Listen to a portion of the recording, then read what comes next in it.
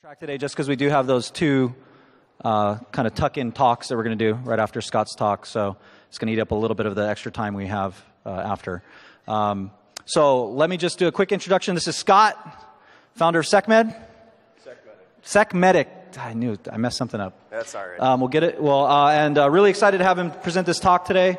We are recording, is that right? Yep, we're good. Good, awesome. Okay, help me give him a big round of applause. Thank you. Good morning. Is my mic on? Can everyone hear me? Yeah, we're good? Yes? There we go. All right, so my name is Scott Erven. I am founder and president of SecMedic. Those are my Twitter handles. If you want to shoot me any questions, I'll get to them after the talk here. As well as I did do this research and collaborated with Shawn Merdinger. So he runs a MedSec LinkedIn group. So if you want to kind of follow what's going on in the medical device research, go ahead. Oh, awesome, dude. Thank you so much. Oh, wow, that's some strong wawa. Woo. All right. Sorry. He runs MedSec LinkedIn group on LinkedIn. And you can go ahead and check out some of the stories, some of the media that's going on, some of the research that we're doing and presenting on, as well as I tend to, on those Twitter handles, do the same thing. So first, how did I get into researching medical devices? Why did I start to do it? Was I just a maniac? Not really. I've been in the healthcare industry, and I was really focused on realizing, the true risk to patient safety and quality patient care for healthcare organizations as we start connecting all these, life-saving technologies to our network. There's a sense of, fulfillment and reward being in the healthcare industry. I think a lot of folks that do it are very passionate about it. I know I am. And in the IS side, in general, we've always kind of felt like we've been able to indirectly contribute to, the organization's missions, the organization's values around patient safety, provide support to those front-end clinicians and support staff. But we've never really been able to directly support that mission or contribute to that. And I think once I started looking into how I could do that, how I could directly have an impact on patient safety, I quickly realized that it was through security of medical devices. Working with vendors, getting those issues resolved so that we can equip defenders in really, assessing and protecting what are essentially these life-saving devices and great technology and do great things. There's just some unintended consequences because we haven't embedded security inside of engineering that have taken place. So what new research am I going to reveal today? Well, I'm sorry I'm not revealing any 0 days today. I'm not even going to cover vulnerabilities that happened in this decade. But what I am going to do is present a picture of the threat model of some research that we did with existing vulnerabilities, the newest of which is from way back in 2008, and misconfigurations of systems that we looked at that expose medical devices and allow to attack medical devices from direct public internet-facing systems. This is also, I want to say in this talk, there may be some vendor names that are in some of the screenshots and some of the examples of these searches. But please know that this is a healthcare organization issue. This is the healthcare organizations misconfiguring their perimeter network and their perimeter defense that's allowing this information to be leaked out. This isn't something that you can point the blame on the medical device manufacturer in this case. This isn't something that, a federal agency is going to regulate or do anything about. It's not that type of issue. It's truly a vulnerability from 2008 along with the misconfiguration. Through the disclosure process, this is what we've done. This is, as you can see, by the date that we disclosed it to DHS. This is very recent. So we have been working on this project for coming up on 3 years now, overall. And we decided, once we finished our last phase, which I'll talk about at a high level in a little bit here, we wanted to look at how could we look at direct internet-facing exposure. And so we started right on that right away. And that's why this is recent research. But this is our disclosure process, April 30th. This is when we found it. We found it very quickly, and May 5th we had a very detailed briefing with DHS and DHS ICS CERT. We have provided ongoing assistance to various federal agencies to carve out the data, get them the data of the organizations that are affected, and also many healthcare organizations have reached out, and we've reached out to quite a few of those and medical device manufacturers to get them the information ahead of time of bringing this information public. So what's the bad news, even though I'm not going to disclose the 0-day? These findings still pose a very significant risk to healthcare organizations, specifically to medical devices that we know have vulnerabilities and have many legacy systems inside of their networks. The other piece of bad news is when we set out to research this, it actually took us under an hour. It was about 30 minutes when I located this first organization that I used as an example. So it's not a very sophisticated attack. It's something that anybody can do. And it also goes to show that the common belief that's out there of healthcare organizations really being 10, maybe 15 years behind what you see in retail or in the financial sector, which they continue to get breached every day as well. And we're definitely in the healthcare side way behind that, and you'll see by what I show you that'll go to paint that picture. So what's the good news in all of this and what we found, right? It's not all bad. There is significant risk, but they can be mitigated very easily, what we're going to show you. So we found them in an hour. An organization can also locate and remediate this issue and close this access point within an hour. And it's going to require little or no investment from the organization. So let's cover, before we get into the new research, I just want to cover really quickly some of the previous research, kind of different devices and areas that we covered, some of the weaknesses that you see at a high level inside of these devices. Lab systems and refrigeration storage. These two kind of go hand in hand. Primarily, they both end up in the lab. Various lab systems, they have weak hard-coded credentials inside of web services, along with your refrigeration storage. So they have very weak passwords or defaulted passwords, but they're hard-coded all of the time. So on the refrigeration storage side, you'll see everything from just storing lab samples all the way up to cryogenics freezers. Well, these devices have the capability to do logging and monitoring of the temperatures inside these devices. They also have the capability to do automated alerting if it falls outside of those upper and lower bounds, so that a lab tech can go and move those so you don't have spoilage inside of those refrigeration units. Well, inside of the web services, what we find in most of these vendors is you can go in with weak hard-coded credentials. You can turn the alerting off, which the alerting is either through email, or a lot of them have they wear like a wireless alert pager, so that if it goes off, they know right away that there's something wrong with the upper and lower temperature limits that they've set on the device. So you can disable the alerting first, and then you can either completely shut off all these units, or you can change that upper and lower threshold inside of those devices, causing everything in the lab to spoil. So that's some of the risks over there. PACS, MRI, and CT. PACS is like anything to do with your imaging. It's what stores any type of image, whether it's an MRI, whether it's a CT system, any of those types of devices, they're going to come into a PACS unit. What we see here, and I think this is in my opinion, one of the biggest risks and why there's so much medical identity theft going on right now, is through the actual application, they require authentication to get into. So if you log into the actual PACS application and you try to get to view those images or that patient data, it's going to prompt you for authentication. It's going to require it. On the back end, I've only found one manufacturer that I've ever reviewed. So if you go on the back end in the network at the IP of these PACS systems, no authentication, full access to the entire database, all of the imaging files. So there's some big risks there, mostly in patient privacy, PHI, not necessarily patient safety risks per se. MRI and CT systems, they typically, how those work is those are web services as well. We see a lot of unencrypted web service transfers of files. So a rad tech sits at the station, and he wants to put in the order that the physician ordered to take an image of one of these devices. He goes ahead and he puts that in. He sends the command from the workstation. It basically pushes it kind of to like an IIS box and a temp hold inside the MRI or inside the CT scanner.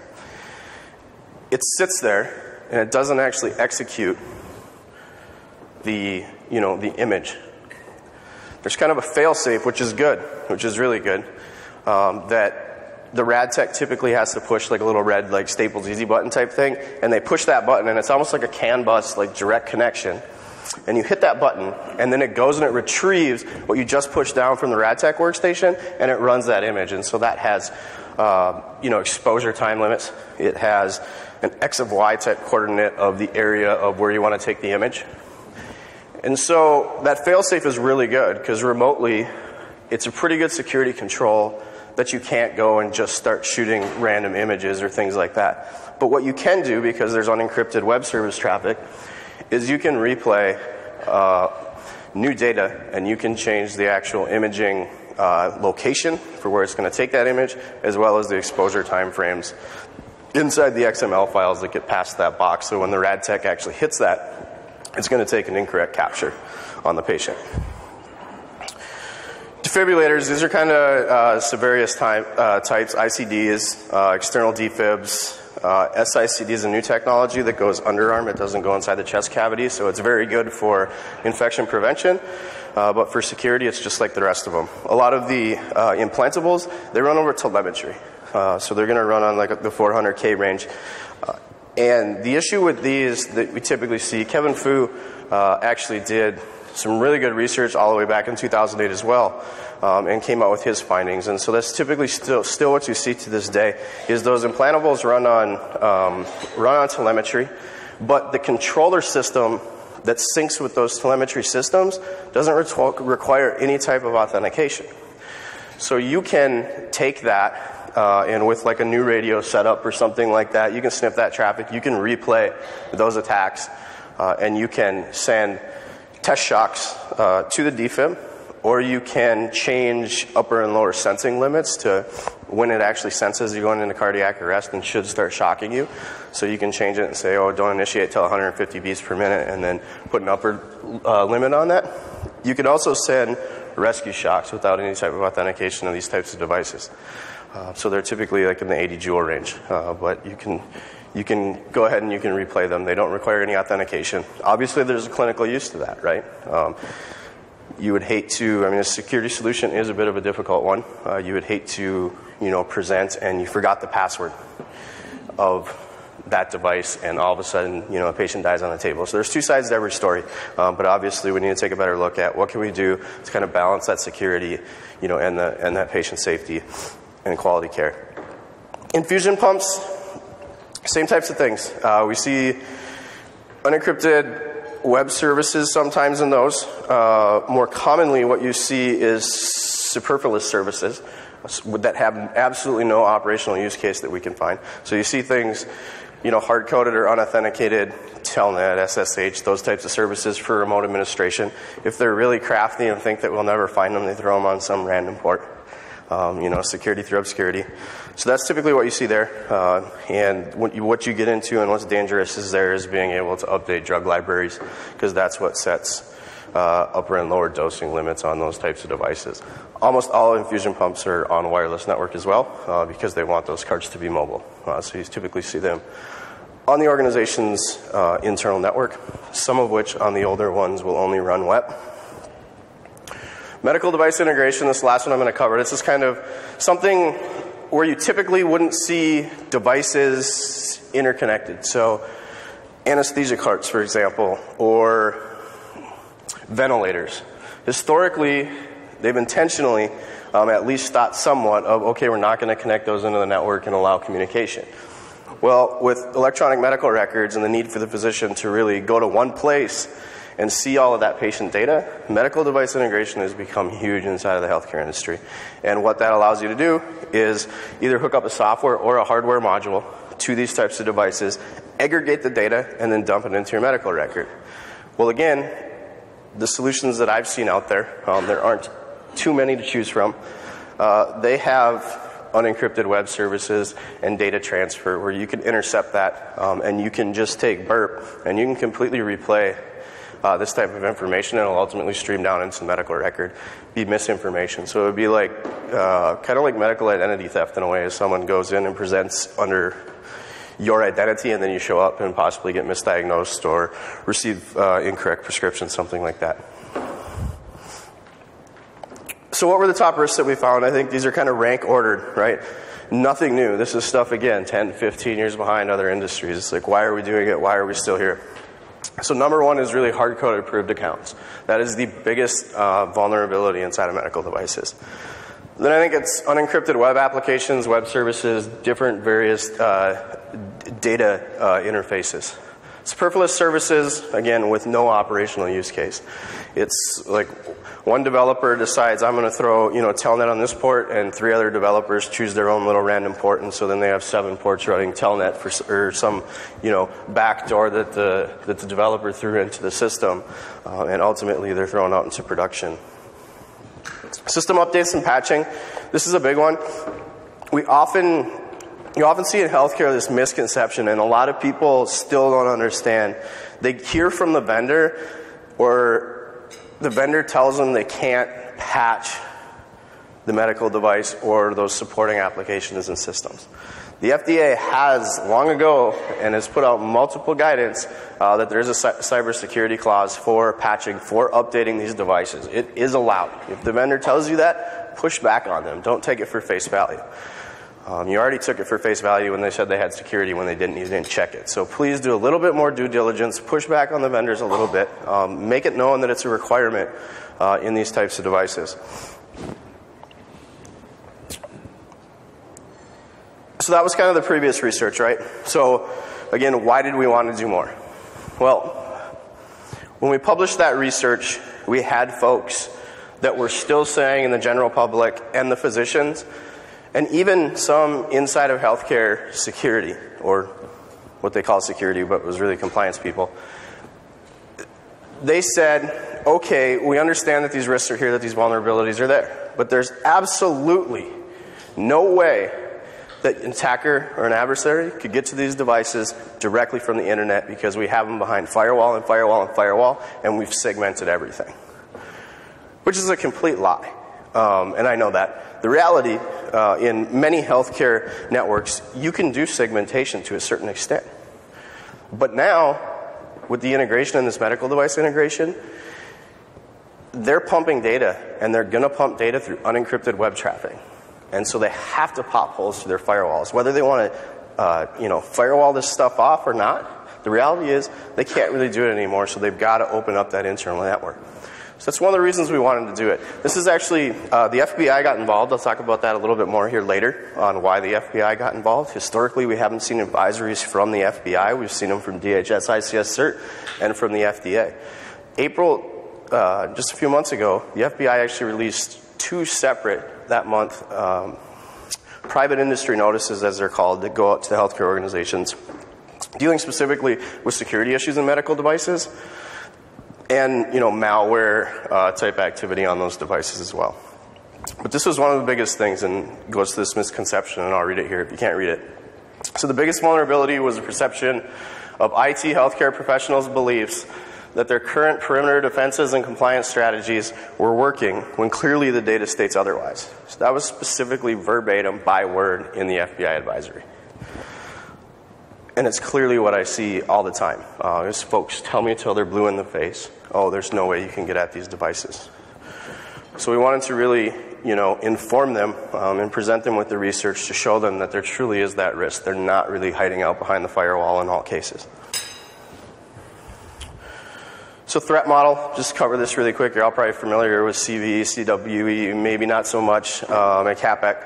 But I referenced some of these in my slides just so that you can understand and threat model that back to, okay, these are known vulnerabilities or known classes of attacks or misconfigurations that have existed for a long time. And we're just putting multiple pieces of information together to show the true risk here.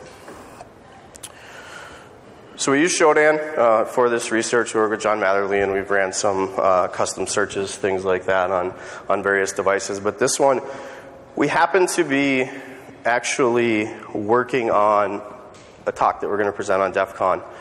And so I was searching a keyword called anesthesia, and quickly a system came up, and I said, oh, what the heck? This isn't an anesthesia device, right?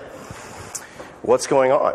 And so I took a look at the system, and I quickly realized that, oh, it actually has SMB open externally and passing through the firewall. And it's actually giving me a name of an anesthesia card inside of the network. And on top of it, it happened to be an older version of Windows XP. So the initial healthcare organization discovery, this is the one we found within 30 minutes, and then we spent a day or two actually doing some further research to see if it was a global issue or not, which I'll get into. First healthcare organization we came across had over 12,000 employees, 3,000 physicians, very large cardiovascular and neuroscience institutions, which you'll see when we get into the actual screenshots of the details and those systems. Exposed intelligence on over 68,000 systems, provided direct attack vector to every one of those devices.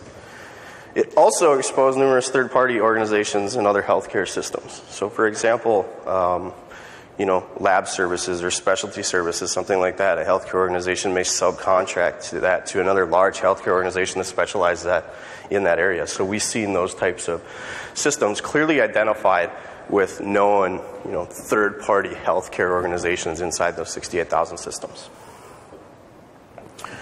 So did we find only one organization? No, we found hundreds. So after we did this, Shawn and I we reported this initially to DHS as, hey, there's this one, huge healthcare organization that we just found, and we'll get back to you in a couple days and let you know if it's a global issue or not. We didn't know. Well, yeah, it is. We found hundreds. These are the searches that we do in Shodan. All we're doing, if you know how to run Shodan, is we're running SMB port, and we're running different org values here for health, for clinic, for hospital, for medical, for different keywords that would trigger on an org name that was associated with those. And so those are the number of hits over there on the right. You can see that adds up fairly quickly. When you change that search term, and you start getting into specialty clinics, so if you change that search term to like cardiology or urology or podiatry or pediatric and try to get into some of those, you're going to start finding, in the upwards of thousands of these types of large healthcare organizations that have this intelligence leaking out through their external system. So who cares about SMB? Okay, yeah, we've known about SMB. They shouldn't be misconfiguring it, right? Is it that big a deal? Well, like I said, it does happen to be an XP system, and it was vulnerable to MSO 8067. If you're not familiar with that, that was the vulnerability that Configure used, but at its core, it's really a full remote code execution vulnerability. So still, why does that matter? Well, it's a goldmine for the attackers. It leaks specific information to identify the medical devices and their supporting technology systems and applications. So there's a common misconception of, you got to get directly into a medical device to cause, patient safety or harm. This is not the case. Many of these medical devices receive, command instruction sets through an application from just a regular workstation and through the application interface with the medical device itself. So you don't necessarily have to get directly to that medical device to carry out, an attack from an adversary. It leaks the host names of all the systems on the network, and it oftentimes, as I'll start showing you here, the examples are coming up next, it'll leak floor. It'll leak specifically out of like Active Directory, what operating room suite that device or that CT scanner or whatever it is in. It'll leak the physician name. It'll also tell us, in many cases, if there's a system timeout exemption, if there's no lockout in place, so it won't time out after 15 minutes. All right, so let's get to some of the screenshots here. What is the impact? This first one over on the left here, this is the lockout exemption. You can see over on the far right, that's the screen lock exemption set to 0. That means it's never going to lock out. So it may not require login. We know we could go in and look at that, and you can see operating room 1, operating room 2, where they're located. Over on the right, and again, this isn't a vendor issue. This one happens to show Epic with this large healthcare organization, but it's not an Epic issue. But this goes to paint the picture that this is all their servers that are running their electronic medical record. Those top ones up there, you get into Clarity and Business Objects. That's what's doing data interfaces and reporting with their medical record. You get down to the bottom here, where it says My Chart. That's the actual application that you use to go through the web to access your medical record and interact with that physician. That's your part of your medical record that you have access to. So we know every one of those systems and what specifically they're running inside of the medical record. All right, let's get into some more interesting stuff. We get some PACS imaging systems. Again, that's up top. You can see there's an MRI box, there's a CT system in the ED. The bottom, that's telemetry. So we don't know just by telemetry like what that would be, right? Yes, pacemakers run on telemetry, but it's not like a telemetry network. It's just near-field communication telemetry that those run on. So we know it's not that. But what type of systems run on telemetry? Well, infant induction systems, so like the little bracelet branding or banding type thing that you see at the hospital, that if there's an infant abduction, it'll actually go off because you either got too far away from the mom or you went out a door and it locked down the other doors. Adult wandering type situations, they're using the systems that are using telemetry. So cardiology systems. All right, now we get interesting, right? Now we get into pacemaker boxes. Some of them, they're capped out here, but some of them specifically were labeled pacemaker controllers. So we have a pretty good idea of what those systems do. Pacemaker controllers, we know, don't require any type of authentication. We know specifically what that device is. Middle one, there's Nuke Med, pediatrics unit, first floor. Again, it gets very specific information to an adversary or an attacker on what type of systems are there. The bottom one, those are anesthesias inside of an OR. So again, did we find just a few devices? No. So we didn't only find one hospital, we found potentially thousands. But then again, we found thousands of medical devices just inside of that one healthcare organization. So it's definitely a global issue. What we did here is we dumped this raw data. We extracted it into our favorite data modeling tool called Excel. And that's how we identified the unique 68,000 systems. But then we also, how we did it is we very quickly just decided to scrub all that data and do search terms for, critical areas like cardiology, things like that. So here's what we found. So anesthesia-related systems.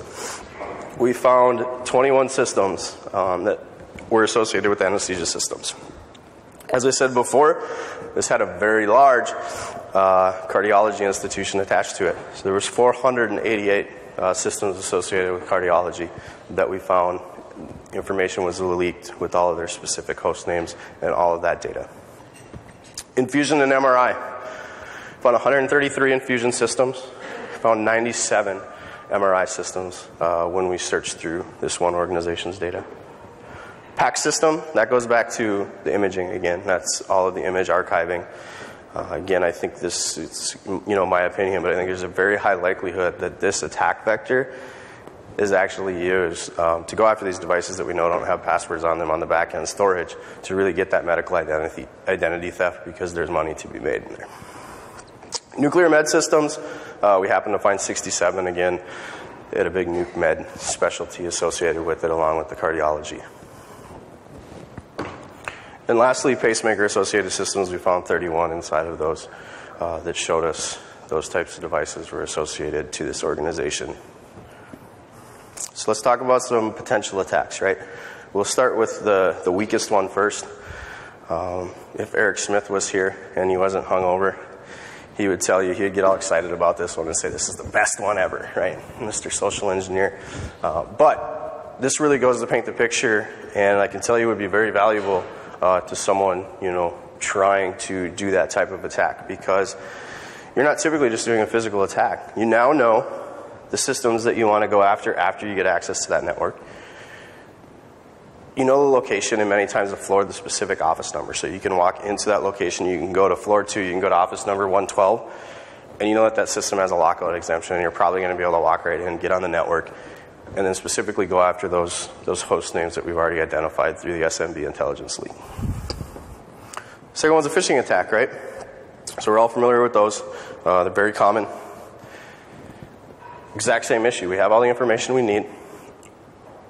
All an adversary, all an attacker needs to do now is send you that phishing email with the customized payload to go ahead and target those specific host names. So they no longer have to get into your internal network, pivot completely, and scan the whole entire network and be all noisy and raise alarms. They get a foothold in the network and go specifically after host names that target the medical devices or the locations that they want to take a look at.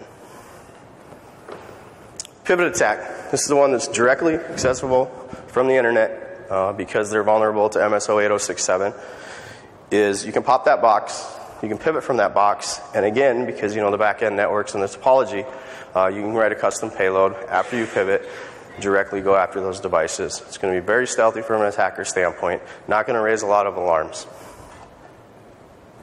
Targeted attack. This is an interesting one. This is where we can start to paint the picture and start to understand, is a targeted attack, really a possibility or really a risk? Well, I showed you every one of their electronic medical record systems. I showed you, okay, we can hit this box and pivot to them, probably go and detect it. So after we do that, one of the missing pieces there is to find out when a certain patient's going to be at a certain area.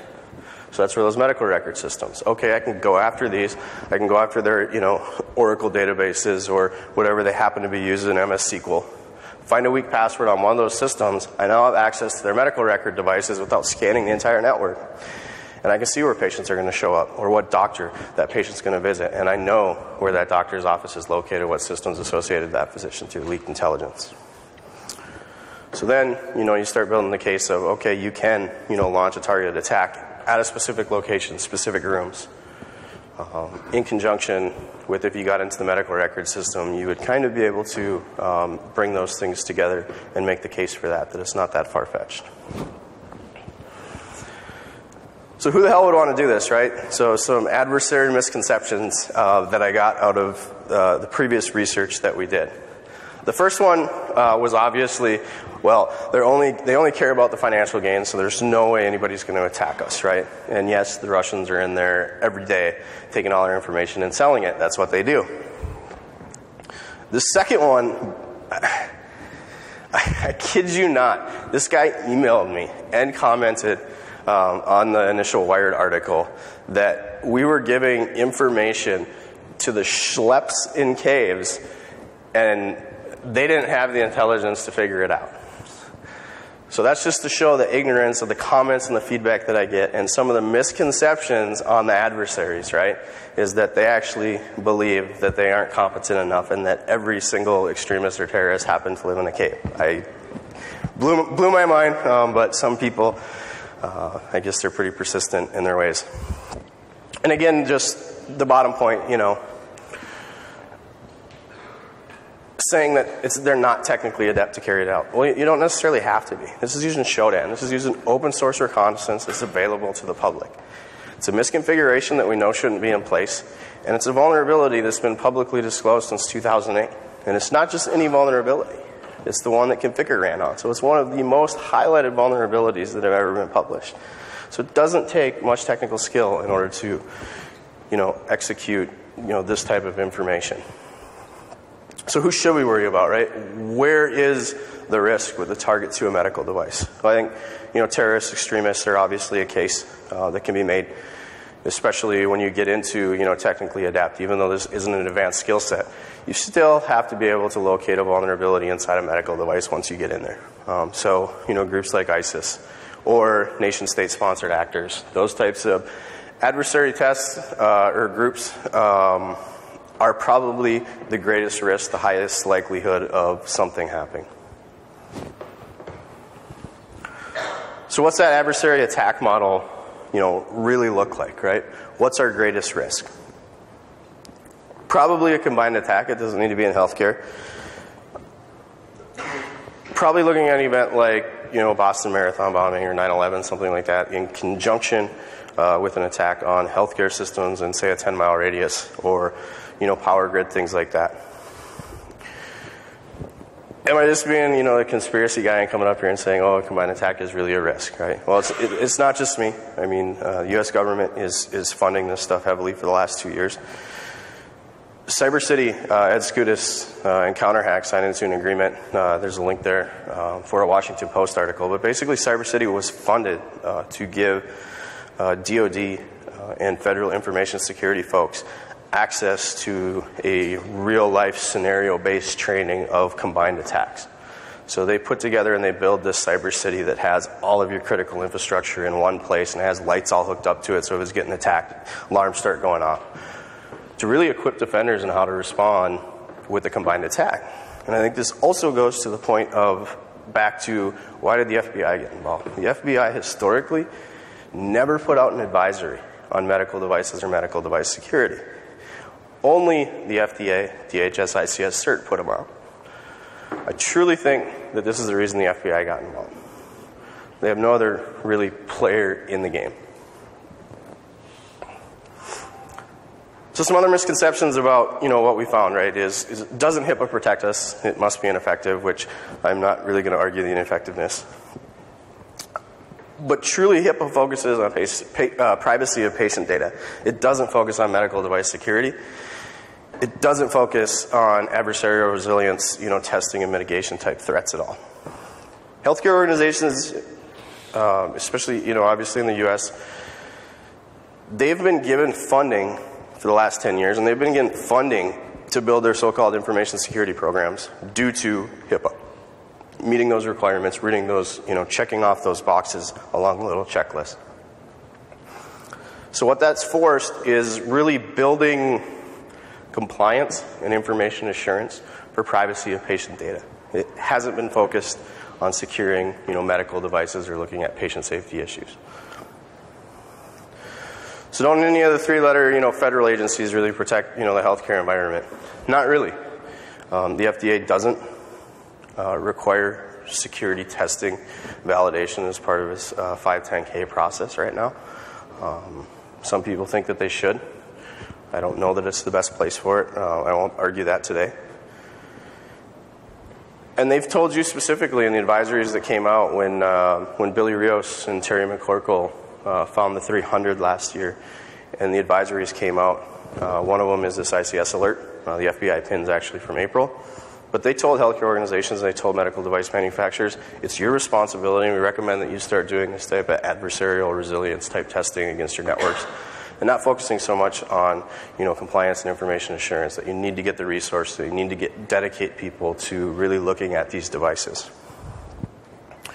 So solutions and recommendations for healthcare organizations, right? I'm always very big on this. If I'm presenting research, it's really to equip defenders and, not only bringing awareness, but bringing you solutions so that you can quickly, remediate this risk and remediate this threat. So first thing is kind of be like this turtle, right? And harden your shell, harden your attack surface.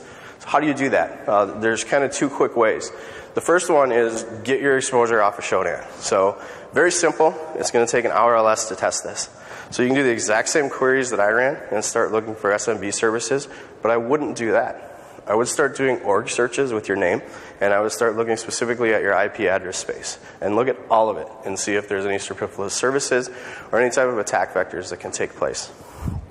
It's not going to cost you hardly anything. You may have to pay the $18 or whatever for the upgraded account to actually get access to the org queries. And, like I say, make your external perimeter Metasploit proof. It doesn't have to be Metasploit. It can be any of the tools. You can use Immunity, you can use Core, whatever you want. But yeah, you actually have to do this type of testing.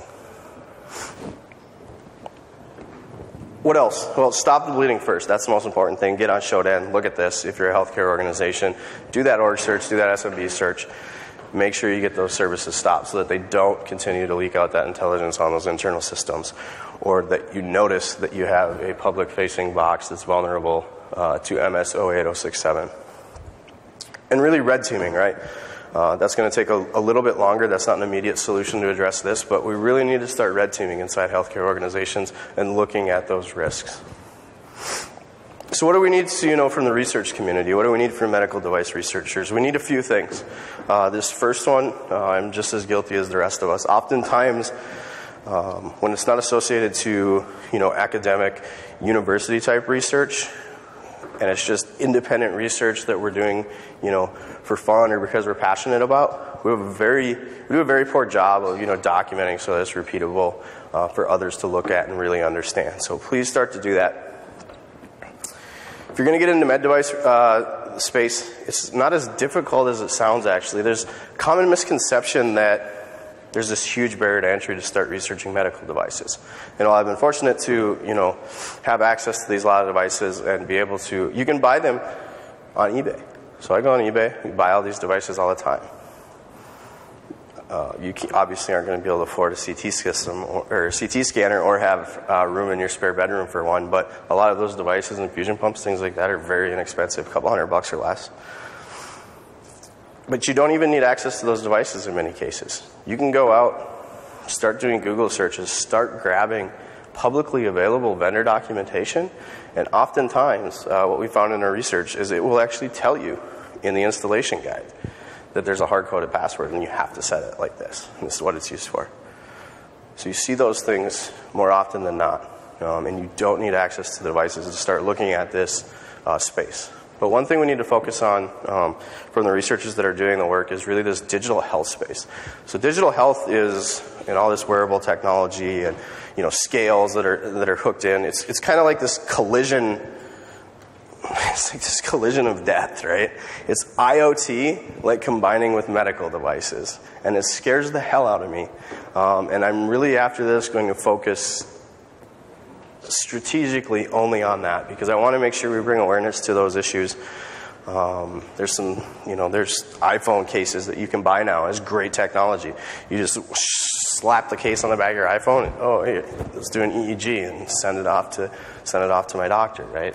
There's an infusion pump app that I seen come through the other day where it was a implantable that ran wireless, and it was for like an infusion pump for diabetics. And so you had this implantable, this wireless technology that sat and like acted kind of like an artificial pancreas to like alter your dosage, right, and monitor it. Well, every 5 minutes, what it says is that it calls back wirelessly to your iPhone app, checks in, and tells your iPhone app the levels and your blood sugar, recalculates it inside of the app, and pushes out a new configuration back to the device to dispense insulin.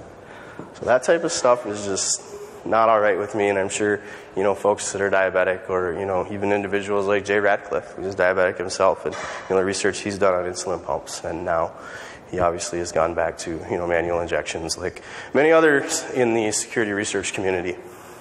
Finally, responsibly disclose. We definitely don't want, I personally don't want any of my research to kind of have the adverse effect. I really want to equip the defenders. I really want to focus on patient safety and getting the research out so that you can be on a level playing field with the attackers that are constantly, knocking at our door. And provide solutions and recommendations. I see there's significant amount of knowledge in the security research community, and we do all of these awesome talks and all of these awesome vulnerabilities, and then we never paint the picture of what the true risk is, and we never provide appropriate solutions and recommendations inside of this space, in the medical device space. I'm not saying in other spaces we don't do a good job of, solutions and recommendations, but please focus on that in the medical device side. They're willing to listen, but they need to understand. They're not going to understand the complete technical details of what you found. So you've got to be able to paint that picture. If you're working on this type of stuff, you need any type of assistance or guidance, feel free to email me. I'll put my email up at the end here. Healthcare industry. This is the last slide here. What do we need from them? Well, the biggest thing is we have to get away from only focusing on privacy and patient data, right? We have to get away from compliance, from information assurance. I shouldn't say get away with it or get away from it. That's not a good analogy. But we need to focus more heavily on the actual security, adversarial resilience testing, red teaming, things like that. Really look at it from an attacker standpoint, and how do we defend our network from that. Patient data is much more replaceable than human life, right? So we need to start focusing on it, whether there's regulation in place or not. It's morally the right thing to do. Is anyone in here in healthcare? You all came to my talk, you work in healthcare. That's awesome. So there's a few in here. I think every healthcare organization, unless you might not want to work for them, but pretty much every healthcare organization in their mission, in their core values, is going to have something to do with patient safety. So tie that back to that organizational goal of patient safety.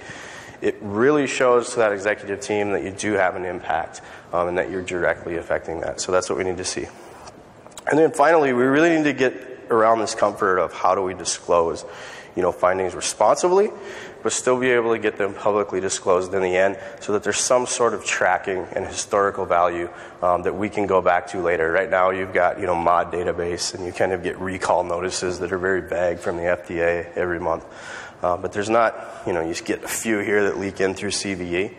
But there's not a whole lot of comfort of how to handle that. And so we're really working, how do we handle that from all aspects to disclose it responsibly, but also get it publicly known so that the issues get fixed and that we have historical value to go back and look at those. So that's all I have.